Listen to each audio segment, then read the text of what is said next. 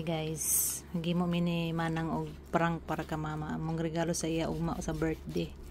Relo og cash niya. Amo siyang isulod sa iPhone nga karton para maingon siya na siya cellphone. O isulod pag na mo guys sa kuan. Bix nga karton para matinga siya maningon Bix man niya akong regalo. Dara si sister o nagunting-gunting. Todo kuan meron. Todo effort mi sa among kuan prank.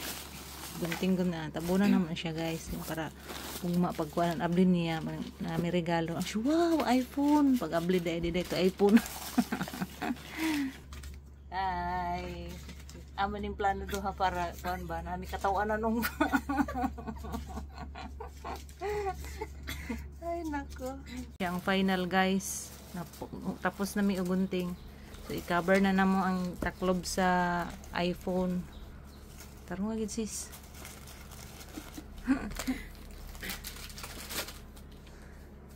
Paigo eh. Tapos i-try daw taklob kung di ba mo agas. Mo agas siguro na baka punuay na. May remedian. Tastar na. Oy nanggawas. Pambirahan na. Hindi na naton ablihan kay manggawas man na. Di apay sobra oh. Kina na. Hindi na to ribunan ng iPhone. Ribon ay mangita sa tag-ribon. Gawas taon. Oh, di na malata guys. Oh, butangan pa naman ni ribbon unya. Mangita pa mi ribbon. Magpalit pa mi ribbon. Nara guys, ang amo ang iprank kay mama guys. Nabutangan na nako og ribbon para ingin nga regalo gid siya. Pero dili dito iPhone ang sulod.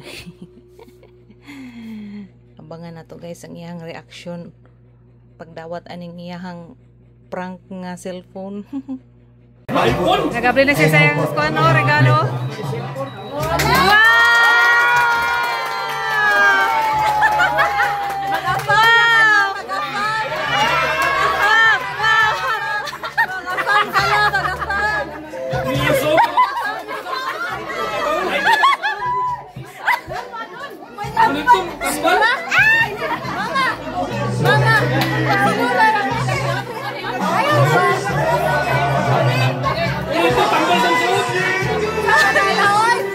Akala ko iPhone na.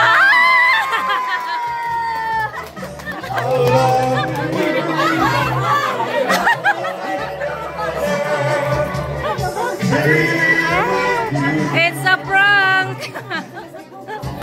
Prank ra day madili day ka maka-iPhone. Habibo. Mga una ta, nami lechon.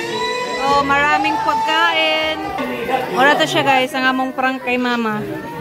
Amo na siyang gihilad nga na siya iPhone kaya para maka-apa mo na siya. Pero hindi siya kabalo mag-cellphone. Relo rang gyata kong kwarta. Ay, Diyos ko Lord.